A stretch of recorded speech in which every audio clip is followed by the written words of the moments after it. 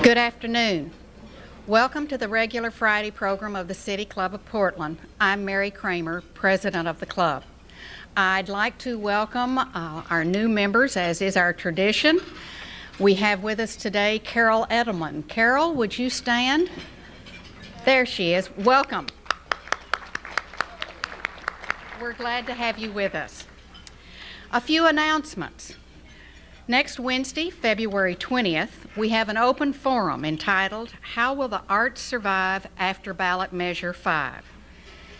This open forum is sponsored by our Arts and Culture Standing Committee, and it has a series evidently entitled Measure 5, Boon or Bust.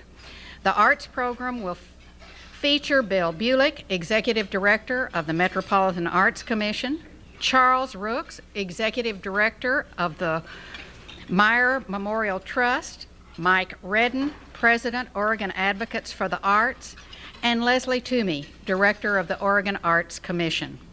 The panel will examine the impact of Ballot Measure 5 and the response of organizations that are devoted to the arts. This will be held noon to 1:30, 2 World Trade Center, 25 Salmon Street, mezzanine level, rooms 2, 3, and 4. Our open forums are free and open to the public. Next Friday, February 22nd, we'll have Tom Higgins, Vice President for Strategic Planning and Public Policy for Blue Cross and Blue Shield of Maryland, and State Senator Bob Shoemaker, Chair of the Senate Health Insurance and Bioethics Committee, speaking on Oregon's plan to ration health care to state Medicaid recipients in order to serve the greatest number of people. These two gentlemen are members, Tom, a past member of City Club, Bob Shoemaker is a former president, and Tom Higgins served on the Board of Governors at one time. We will be meeting at the Portland Hilton. We do enjoy having guests at our program. Our radio audience should remember that they can attend programs, but they do need to make reservations. They should call Jenny at the City Club office, 228-7231, by 5 o'clock on Wednesday preceding the program they'd like to attend. For members, I must caution you to be sure to check your bulletin about where we're holding our meetings. The Benson is undergoing renovations, and so our meeting place changes from time to time. We'd also like to remind members that we need you to make reservations by 2 o'clock on Thursday. The hotels need a firm count. We sometimes have a few tickets that we can allow people to have as they come in late, should they have a late cancellation on a lunch, and we'd be glad to have you do that, but many times we do run out of those tickets. Our board host today, seated at the head table on the far left, my far left, is Marge Abbott, member of the Board of Governors and president of M. Abbott and Associates. She has the privilege of asking the first question. The second question today will be asked by Stuart Weiss, member of the Business and Labor Standing Committee. We do open the mic to City Club members after our speakers have given their prepared remarks and the first and second questions are asked. The questions are reserved for City Club members, one question per person, and remember, no statements, questions please. Now for today's program, the 1991 economic forecast. At the close of 1990, the Business Journal reported a good economic year for Portland with growth in employment, single-family housing units, and new high-tech firms in the area. This was also substantiated by a Cushman & Wakefield poll of CEOs that rated Portland as the third best place to do business in the nation. However, at the end of this editorial, they commented that they hoped the strength from the 1990 economy would carry over to 1991, even though the economic climate was unsure. At that point, we were talking about the R word. Now we talk about recession. Everyone follows the war news, fluctuation in the stock market and in oil prices. Predictions are if the war is short, it'll be good for the economy. If it's long, bad. What does this mean for Oregon? We have a statewide strategic plan, but are we going to be able to meet Oregon's economic benchmarks? We have 3 experts with us today. They've consulted their facts, figures, and crystal balls to put together a 1991 economic forecast. First, we'll hear from John Mitchell, Senior Vice President and Chief Economist for U.S. Bancorp. He holds a bachelor's degree from Williams College and both a master's and PhD from the University of Oregon, all in economics. He's a teacher, an analyst, and an economic forecaster. He publishes Northwest Business Barometer, a quarterly economic newsletter, and co-authors Northwest Portrait, an annual regional economic overview. His community involvement includes being a trustee of Emmanuel Foundation and serving as Secretary-Treasurer of the Association of Oregon Industries Foundation. Next, we'll hear from Donna Drummond, Senior Financial Consultant with Merrill Lynch. Educated at Cornell, she moved to Oregon in 1963. She too has a history of community involvement and currently serves on the advisory board of the Portland Arts and Lectures and the steering committee for Arts Plan 2000 Plus. Our last forecaster will be J. Clayton Hering, President and CEO of Norris Beggs Simpson. He holds a bachelor's from Dartmouth in economics and also has a long history of community involvement. His service includes being a former president of the Oregon Symphony Board, a regent of the University of Portland, and a director of the Portland Chamber of Commerce. Please join me in welcoming our 1991 economic soothsayers. We'll first hear from John Mitchell. John?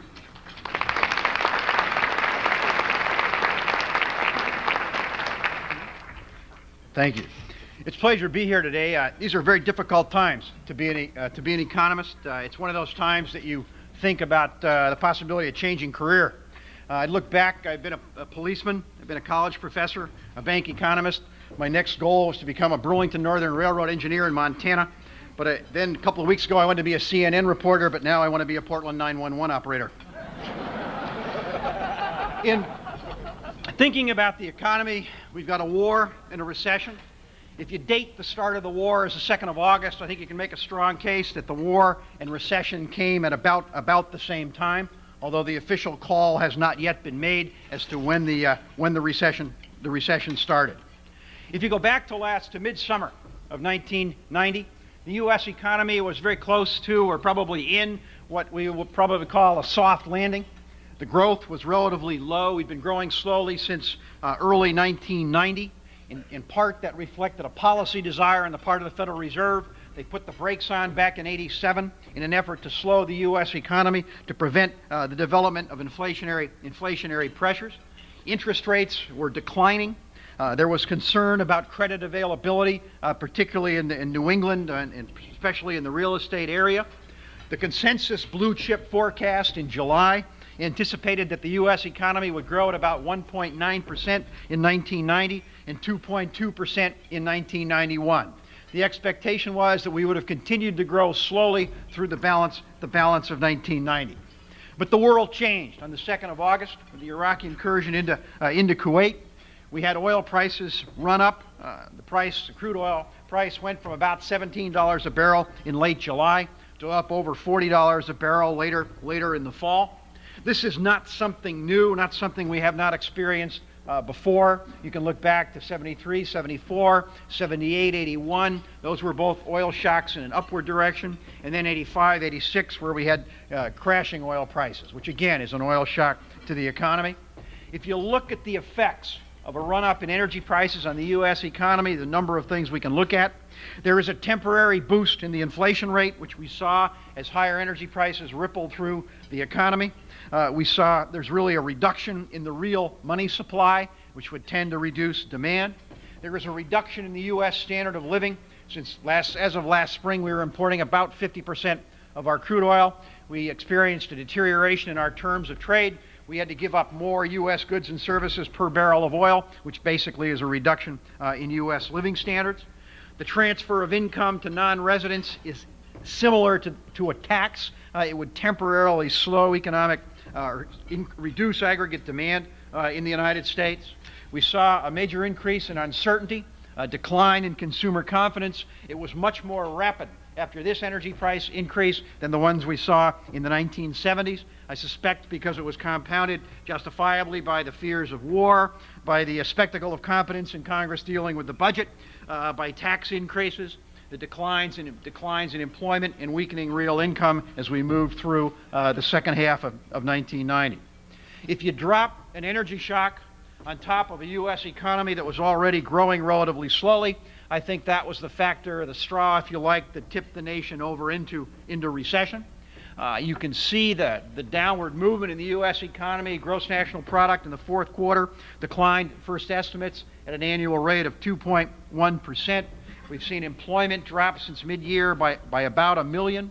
The retail sales numbers that came out earlier this week show the first decline in nominal terms year over year in January, the first drop in the last 30 years. So the recession is definitely underway. You see the weakness concentrated in manufacturing and construction, which is a standard pattern as you slip into a recession. There are some aspects of this downturn that are, however, different. This expansion that we just finished was, of course, more than double the length of the average upturn in the post-World War II time period. This is the first cycle in the post-World War II time period that interest rates have not set new peaks. In the past, you've seen them ratchet up higher and higher with each cycle, but this time they did not do that. In addition, interest rates started down prior to the onset of the recession. That is also a first in the post-World War II time period. Another aspect of this is that we do not seem to have major inventory problems. Inventories actually declined last quarter. Again, that is not the normal pattern in the early stages of a downturn.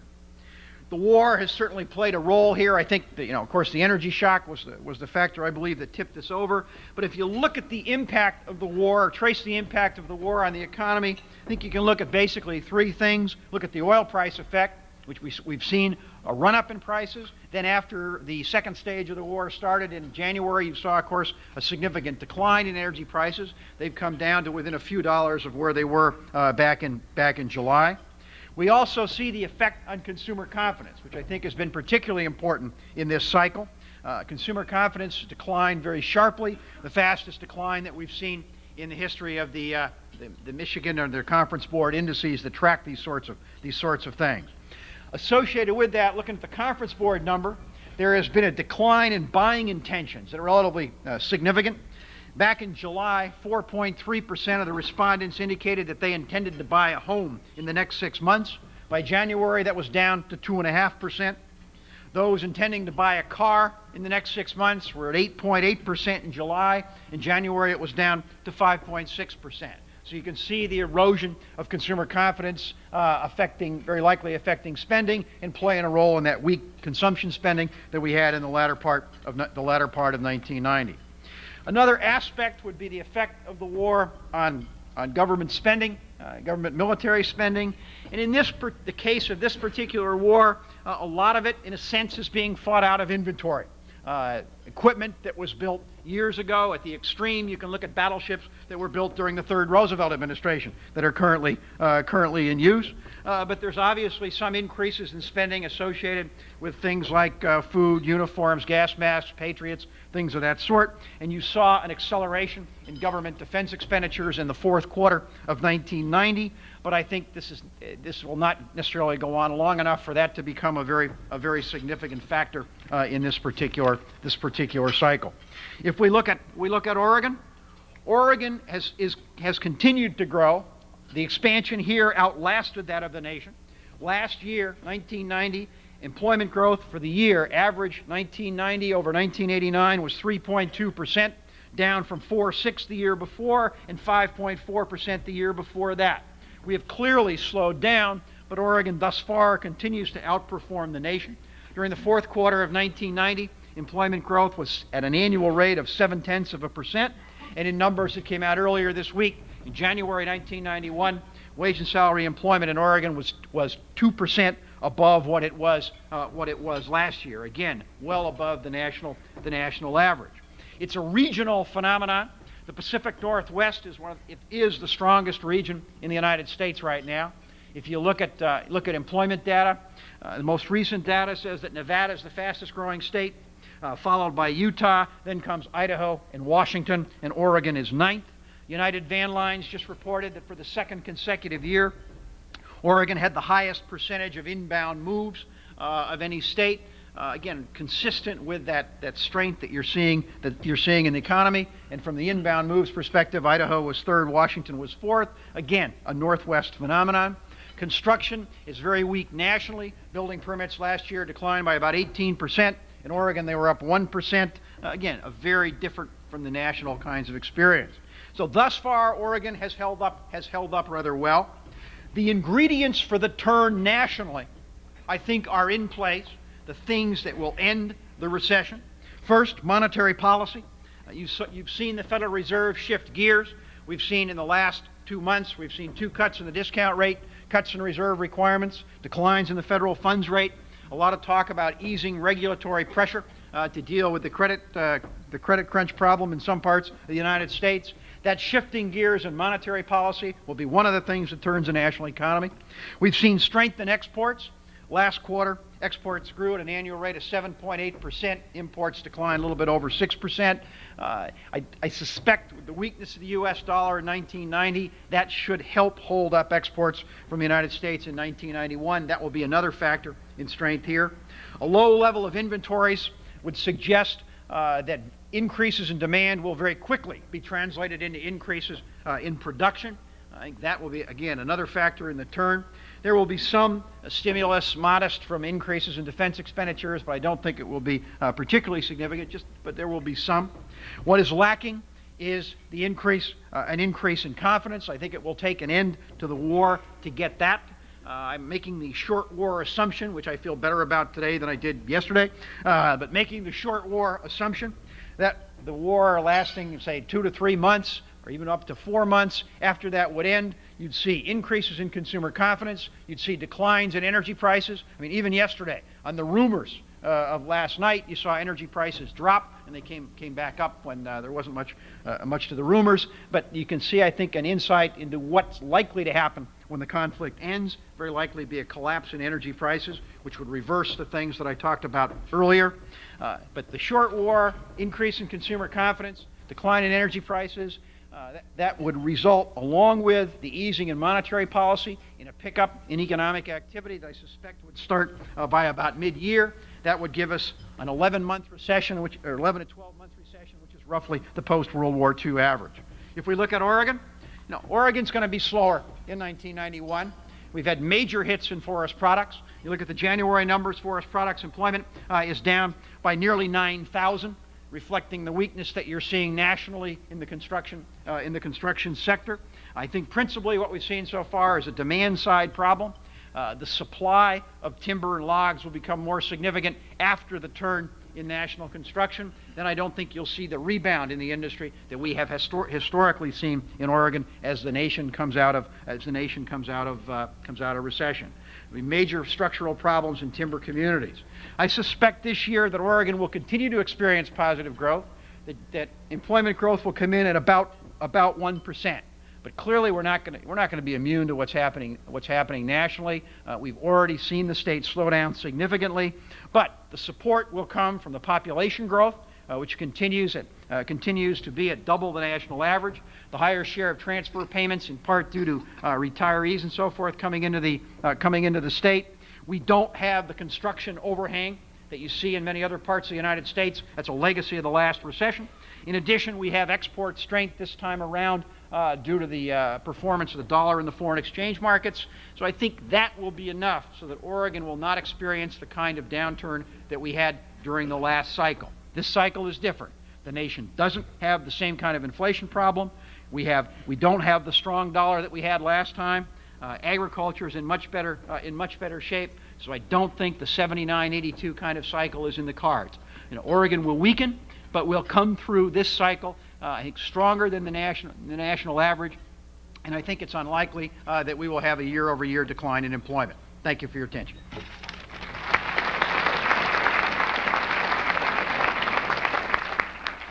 Thank you, John. You certainly made the most of those 10 minutes. Donna, let's hear from you.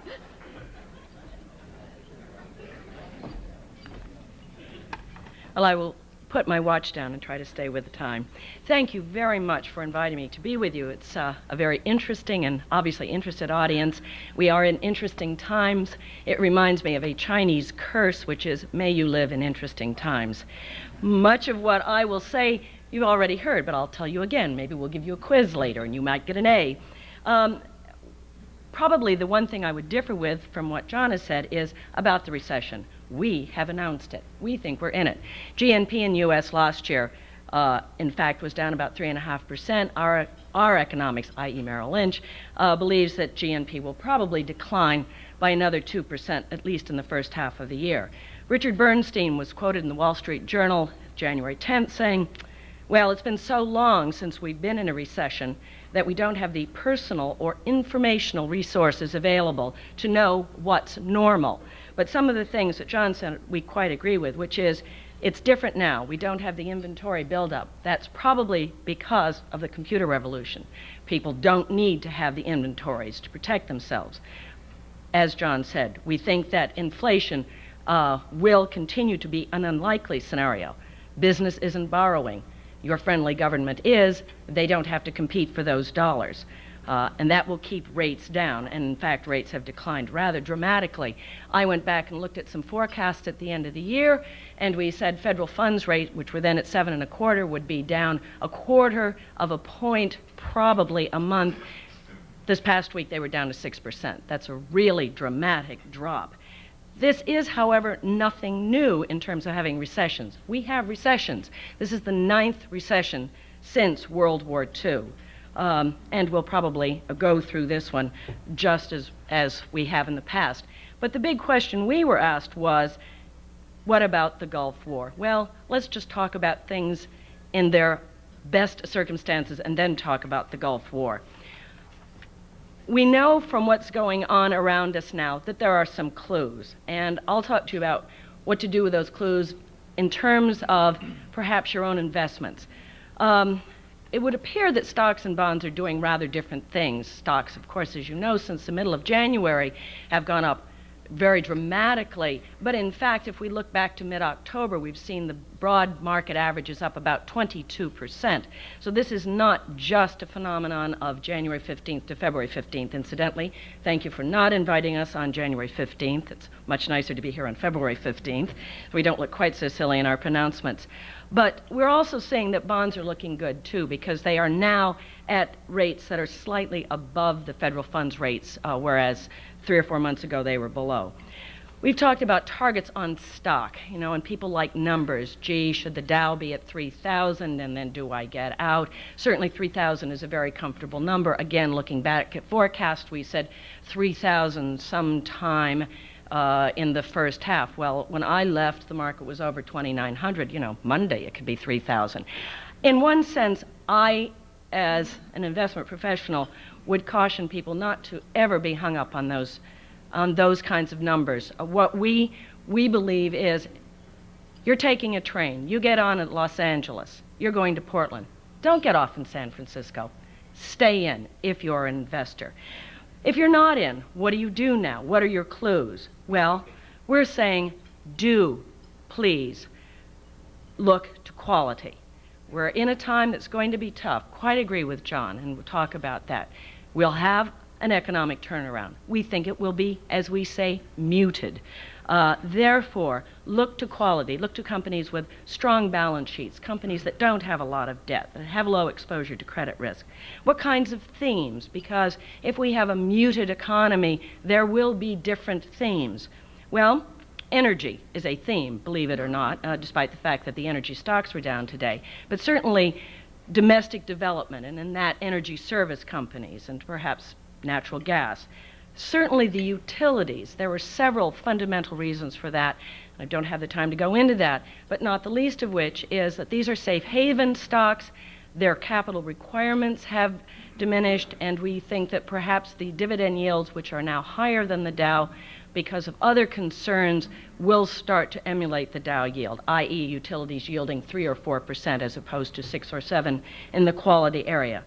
We think that technology will be very important, and there's a two-edged portion of that, which is technology is going to be the investment medium. Yesterday, General Motors and Ford announced, as you probably saw, $2 billion in losses. Most of that was GM's. I'm sure Ford was glad, but GM's a lot bigger. They still have to invest on the production side, and they're going to do it through technology. They have to reduce costs. They have to increase productivity. What we see as the new economy being a capital goods rather than a consumer goods economy, and that's one of the clues that we can see. One of the things we do also know about the capital goods side of the market is that these stocks in general are as cheap now vis-a-vis consumer stocks that they have been since the 1930s. What about fixed income? What do you do with the money that's your so-called saving money? Well, like John, we agree that interest rates will stay down. In fact, we are suggesting that they may go lower, again, because of this demand issue. There isn't a competition for money, also because people are pulling in their horns. Consumer confidence is at the lowest level it's been really since the Depression, which will bring me to another point. But if you are a fixed income oriented person, we're saying buy 3 to 10-year securities. I will caution you, if you buy a 10-year securities, we're really looking at that on a total return basis rather than a hold to maturity.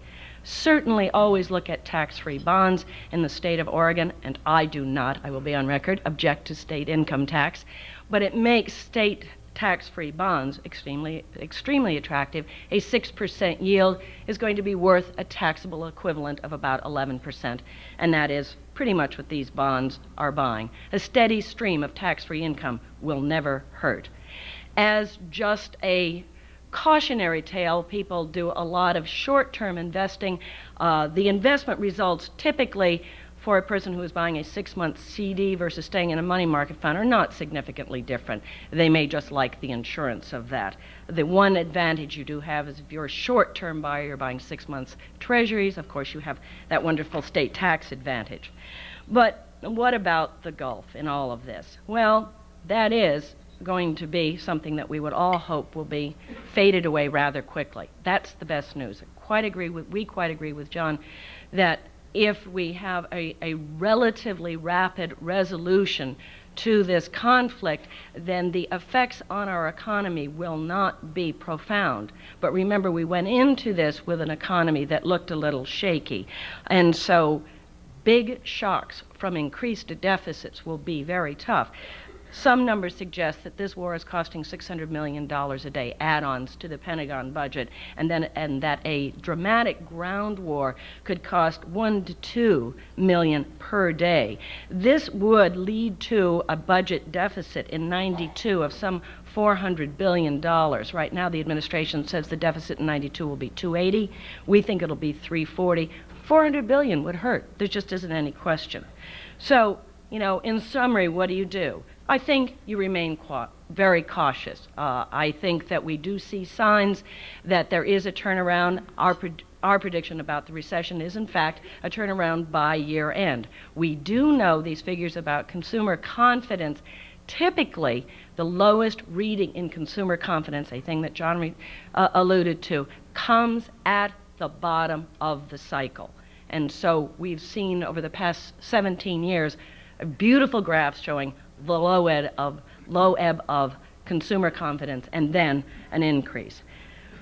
We've got significant problems in the financial sectors. We all know that. The happy thing about Oregon, we seem to be quite protected from that.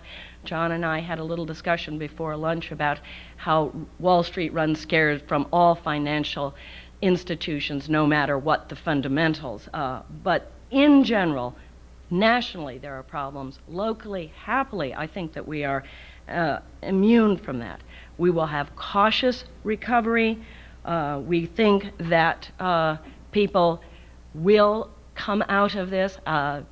Clayton said something, and perhaps we'll say it again. He said, I'm in the sales business. I'm an optimist. Well, I'm in the sales business too, and I am an optimist. I think that we will resolve these issues. As far as the stock market's concerned, I'll leave you with one little aphorism, having started with one about may you live in interesting times, and that is, remember, the mission of the stock market is to satisfy the few and frustrate the many. Thank you very much.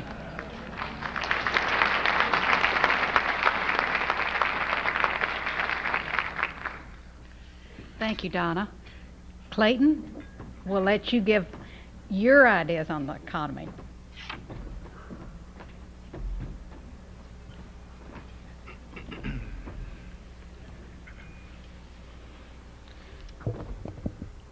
Thank you, Mary. I agree with John and Donna. Any questions?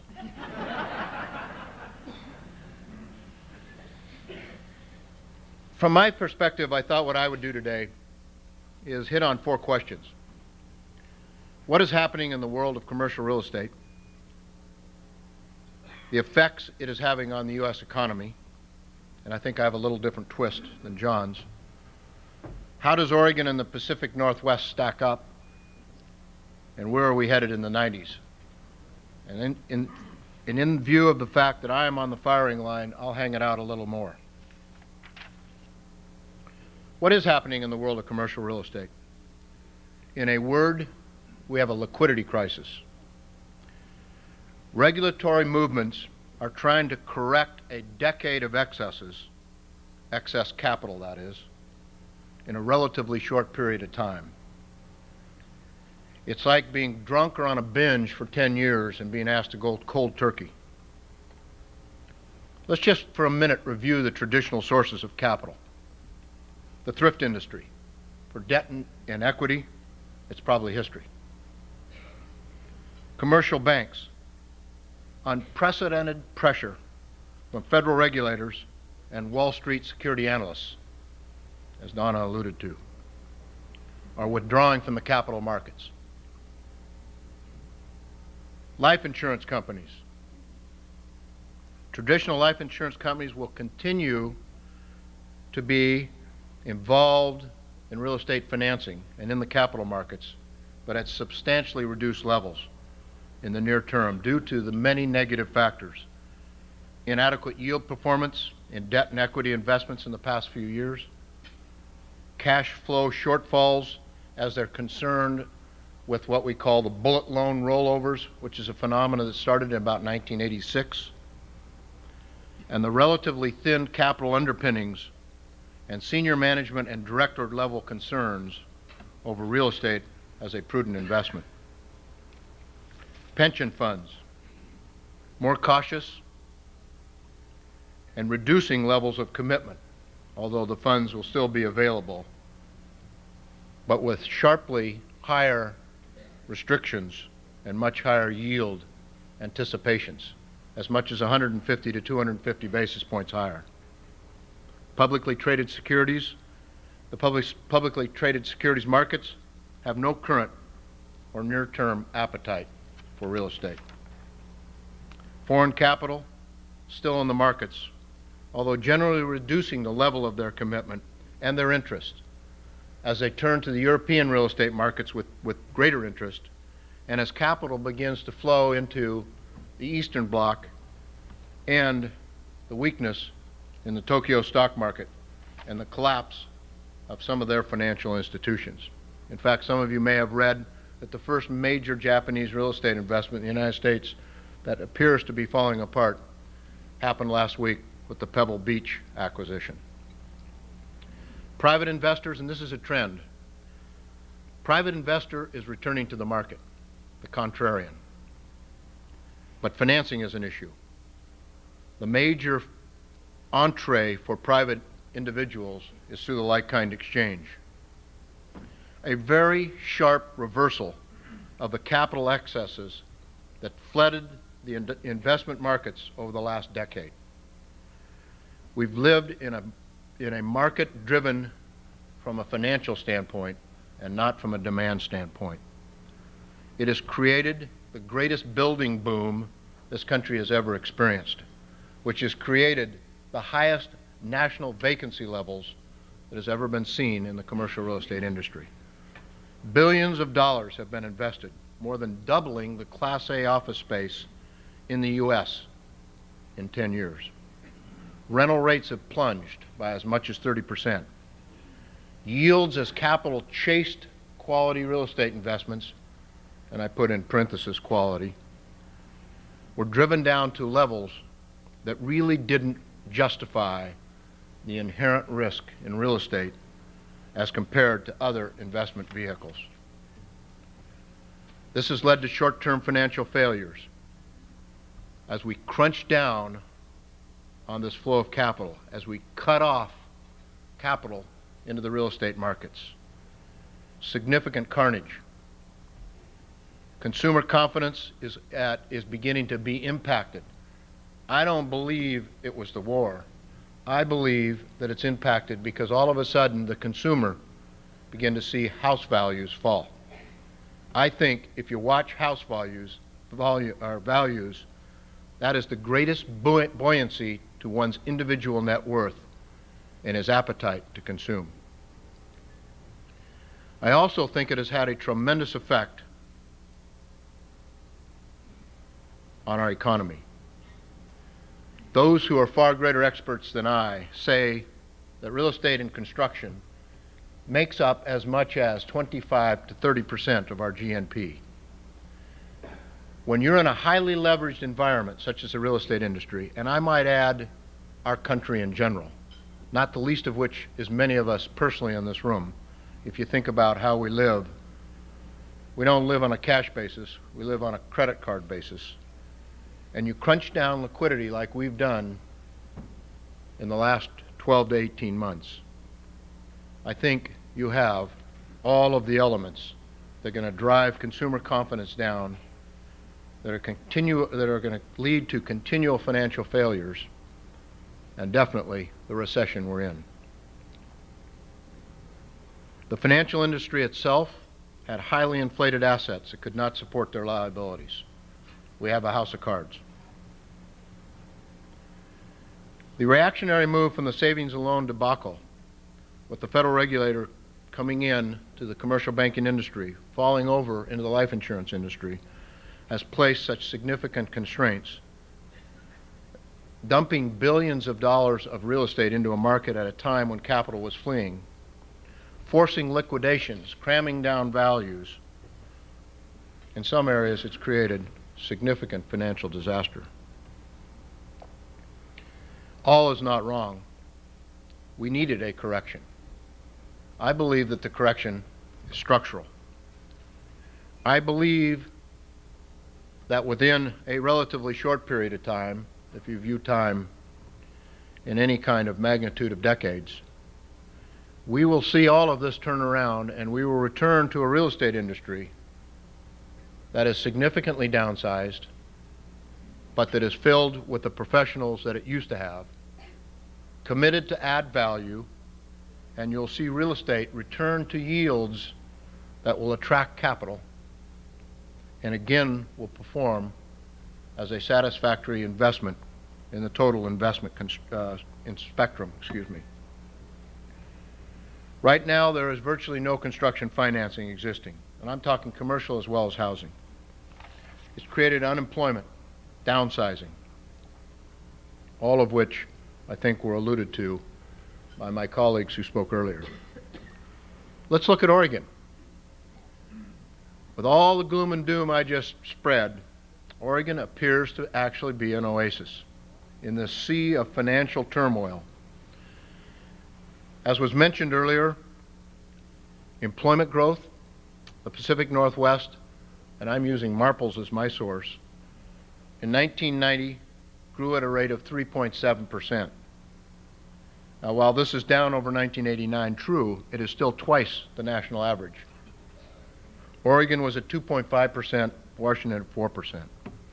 Oregon has enjoyed real population growth. The Pacific Northwest and Oregon, as John mentioned, for the second year in a row, had the highest percentage of incoming movements as rated by the United Van Lines Index, which has become an economic gauge. The interesting thing is, and listen to this, the interesting thing is in 1990 is the first year in 14 years since this index has been published that California had more outgoing shipments than incoming. Now let's just put California, and it's our neighbor, and I think this continues to bode well for the Northwest, and particularly for Oregon.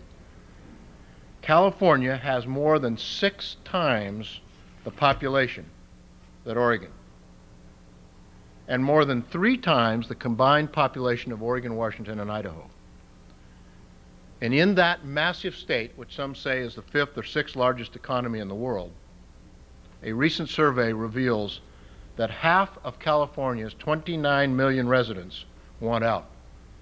And some people say I'm nuts to commute down there every week. I don't want to live down there. Capital. We've got employment growth, we got population growth. We also got capital. Portland, Oregon ranked second in 1990 to only Dallas in terms of plant investments, primarily foreign plant investments. Investors. Our company alone put out $110 million in the Northwest in 1990, more than 20% of our entire company volume. And I can tell you that's the first time we've ever put those kinds of numbers on the board. The business climate, as John mentioned, and so did Donna, to and including Brand X's rating of the CEO's feelings about the quality places to work and the quality places to live, put Portland continually in the top 5. All of this has kept Oregon in an oasis. I only caution you to say we will not be immune and are not, but we will continue to outperform the national economy. Now let me hang it out a little bit. The 90s, I'm really bullish. I am very, very bullish. We're correcting our excesses. We're correcting our attitude about leverage. We're having to. It's being squeezed out of us. I predict that the war in the Middle East will end by June. I predict it will be a resounding victory. I predict that not only will it be a tremendous buoyancy to the attitude and the feeling about the populace of this country, but it will be a tremendous victory for United States industry and technology. I believe that the recession will turn around as early as perhaps mid-year, and that we will then move into a decade with a steady, low inflation, low interest, and solid industrial recovery that could well last throughout the 90s. I also think a major part of this is going to be regulation that's in the works right now that's going to put the banking industry back in the banking business. I don't feel too good about the banking industry right now. Sorry, John. I think you'll see far fewer banks, 13,000 different banks in the United States. I would predict that the regulations that are currently underway in Congress will cut this number by more than half. And I think what this will do is allow our banking system to begin to compete again, to be entrepreneurial, but they will only make loans where loans are being paid back. We'll get away from this phenomena that you don't have to pay your loans back. Join us in the Middle East and we'll forgive your debt. You're a third world country, we'll forgive your debt. I think some of this has spilled over into each and every one of us. The same commitment to pay back your debts doesn't exist. We'll get back to that. I think you'll also see a return to a savings mentality that we haven't had since maybe the last products of the Depression. In talking to my children, I asked them how they're doing financially, and I don't think they're unique. They say, "Dad, I'm doing fine. I still have one credit card that isn't over its limit." That's a sad mentality. It's a sad mentality, but it does exist. I'll go so far as to say I think we'll balance our budget in the 90s. And I will go so far as to say I think we'll see some political restructuring, in that I think the phenomena that's already started in some of our states, you'll see limitations on the number of terms that an individual can serve in his government. I think you'll see some of the redirection of defense spending as we get into a long period of prosperity towards education, towards health, and towards housing. And through the education system, we'll begin to combat and eliminate, in a greater fashion, crime and drugs. And closest to my heart, you'll see the real estate industry return to profitability. And believe me, it couldn't come soon enough. And I'll offer you one last thing. I think this country will come back to basic morality. Apple pie, American flag, mom and others, past virtues will be returned to their appropriate level of priority. I hope all of you can believe that this really can happen, because I do. And if we all contribute at working at it, it will. Thank you.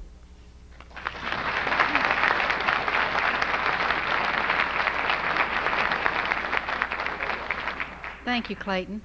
The privilege of the first question goes to Marge Abbott, member of the Board of Governors. Marge? Thank you to all our speakers. We've just heard one perspective on the coming decade, and I'd like to ask our speakers to take a step back and consider another long-term issue. Many economists agree that the period from the 1940s to the 1980s constituted a single long wave of growth fueled by automotive, aerospace, and electronics industry. And these economists expect the onset of a new surge of growth in the 1990s, perhaps with industries such as the biotechnology. My question is for you, what will be the leading industries for the 1990s and into the 21st century? And how is Oregon positioned to take advantage of the new economic environment? In turn. Well, since I left something off my list of things I wanted to say, I love this question. The area that I think that Merrill Lynch, we would suggest that will be one of the leading areas will be health care. We have a demographic situation that's extraordinary, which is, I understand there are 20,000 people in the U.S. that are over 100 years old today. In 10 years, there will be 100,000 of those. So certainly the health care, the health industry, medical supplies, managed health care, nursing homes, ambulatory, definitely very much a big part of it. And we have that in our industrial base here. And obviously, again, a thing I said earlier, which is technology. And we are fortunate that that is a burgeoning part of our economy here, but technology in all of its manifestations. What I'd like to say on that one is, I think if you look at the 1990s, I share Donna's comment, the medical stuff, but I think it's going to be export industries will do very well in all the things that are covered by that. The United States has had major capital inflows in the 1980s. They're already diminishing. Clayton alluded to that. You've got investment opportunities in other parts of the world. which basically means that the investment that has been made here, the owners are going to want to earn a return that's ultimately that has to take the form of American exports, because they earn returns in dollars. They have to buy American products with them or sell the dollars to somebody who wants to. So that spectrum of the U.S. economy that participates in export markets will, I suspect, do well. When you look from '86 to the present time, the growth in the export sectors has been one of the major driving forces behind the continuation, or the U.S. expansion from '86 through '90. I think that that is going to be an ongoing factor, and it'll be heavily capital goods. If you look at the Pacific Northwest, you look at Oregon, we've got a significant number of capital goods kinds of industries in the Northwest that ought to do well in that environment. So in that sense, I think that we are admirably located. In addition, you look at the demographics. Oregon hasn't had any trouble attracting people. All right, you're going to be working in a labor-short environment because of the basic demographic structure of the United States in the 1990s, in areas of the country that are capable of attracting people, and we have the industries that are going to be stimulated because of the desire to increase productivity. I think you put those two things together, and it suggests that Oregon and the Northwest are well positioned for the 90s. I think the only thing that I would add to that, and I concur, would be that I think there's going to be a continued emphasis on environmental issues and companies that address environmental issues. I think another resource that is rapidly becoming a very valuable resource, which we are so blessed with in the state of Oregon, is water. Being in California a lot now, I can tell you they are full eyes to the north, and they would love to get their hands on our water. They are in serious trouble in California from a water standpoint. I think Oregon is extremely well positioned, both in terms of proximity to the major markets to compete in a global economy. I think we have the natural resources to enable us to compete. I think we have the attitude that will protect our lifestyle and still maintain a balance between a great place to live and a great place to work. Thank you. Privilege of the second question goes to Stuart Wise, who's a member of the Business and Labor Committee. Stuart, are you here? Well, I guess he didn't make it today. Do we have a City Club member who'd like to ask a question? Here we go. Thanks, Phil.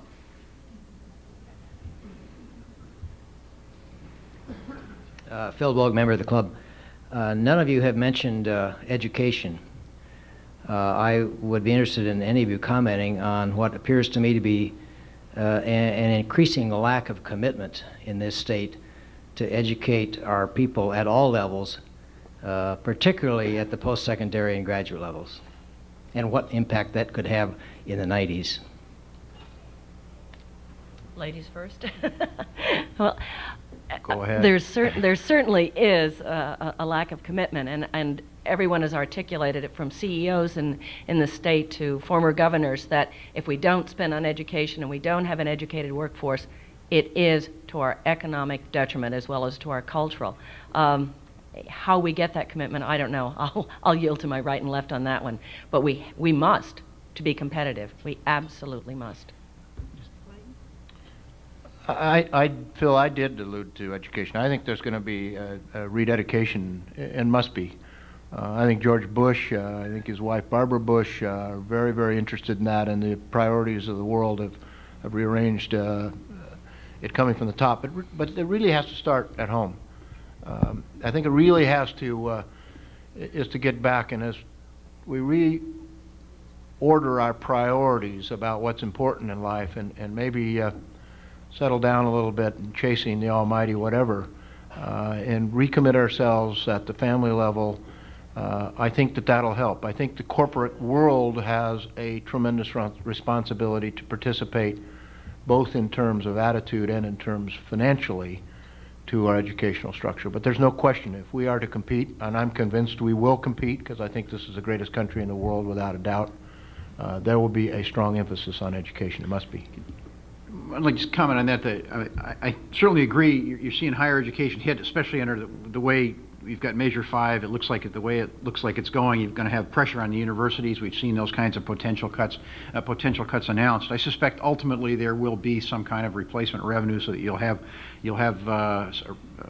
more funds available for higher education. I think in a labor-short environment with the low birth rate of the late 60s and early 70s leading to slower growth in the labor force, that naturally results in more emphasis on productivity and education. I think that will be self-correcting. You're seeing, talk about alternative systems, which I think is very helpful. And then from a statewide perspective, I think it's important to point out that 2/3 of our population growth is from net in-migration.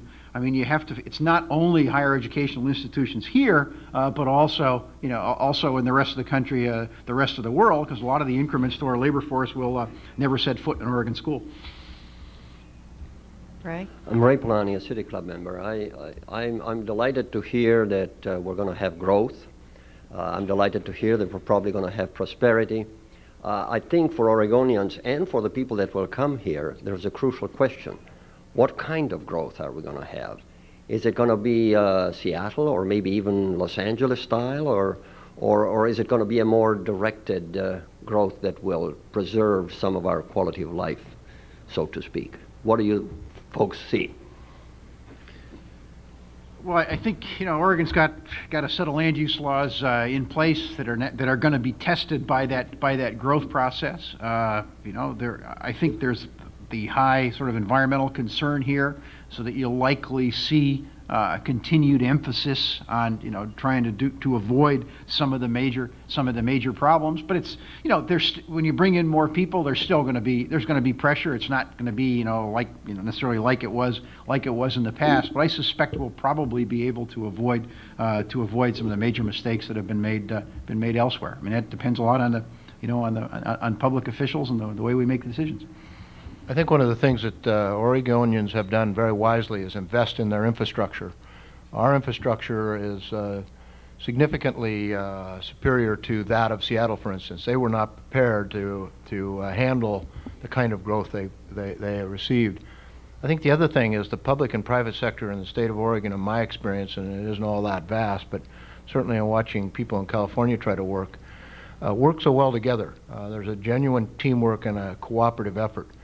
An example of a balance issue that's going to be facing some of us very soon is the light rail extension out through the west side. I think that's a very wise move in terms of handling growth, but there are a couple major issues in how do we put that light rail, implement that light rail. Do we chew right through some of the most beautiful terrain that we have and encase ourselves in a concrete tomb? Or do we do it right and go the long tunnel route and protect the beauty that makes Oregon such a great place and still have the ability to move people in and out? These kinds of issues in the past Oregonians have addressed and done well by, and I hope they'll continue to do that. Bill? I think the issue of livability seems to come down to transportation and how we get from point A to point B. I guess the one lucky thing for us is that we're not on the seashore, because we have the ability to build roads and highways that are cities like San Francisco and Los Angeles bordering on oceans, and Seattle don't. So we're lucky in that regard, and we have some choices we can make that'll make it easier. Bill? Bill Frank, member. I have a question for Mr. Hering. Clayton, I was delighted that you're so bullish about the 90s. I guess I was surprised, if not amazed, that you feel that we're going to have a balanced budget sometimes in the 90s, despite the insatiable appetite that I think our politicians have for spending money. What's the basis of your forecast about a balanced budget? I've always been labeled an eternal optimist, Bill. I guess that the reality is we must. And I think this country has risen to challenges, but it's usually close to crisis. You and I have been there a couple times. I think that once the priorities of peace are on the plate, I believe they will be, I think that we can get back to redirecting our allocation of resources and I think gradually return ourselves. I just think the whole mindset of this country has got to change. We can't spend the money we don't have. And it's got to start with each of us as individuals, and I believe it'll happen in the 90s. No real basis, just gut feel, Bill. You know me. Okay. One last question. Hi, Jeannie Dodson-Edgars, and let's just bring this down to us baby boomers who were, one, getting sicker in the 90s and causing the healthcare industry to be so good. We are also sitting on our properties and saying, well, I don't know if I want to refinance or do I want to buy or just what do I want to do? What would you have to say for us in that position? Empty nesters. Some of us have college tuition looming on us also. Our mortgage company is open. Refis are fine. If you got 2 percentage points lower rates, you're going to be around for a while. It probably makes sense. But I don't think, on the demographics on the baby boomers, I don't think the real sickness problems are going to come in the 90s. I think it's going to be beyond that. I mean, the baby boomers are actually, and I share some of Clayton's optimism, a lot of the baby boomers are going to be at their peak productivity years as we move through the 1990s. I think the real wave of retirees is going to be, about 2010 or thereabouts, into the 21st century. Okay. Let's thank our panel for their wonderful presentation today. We are adjourned.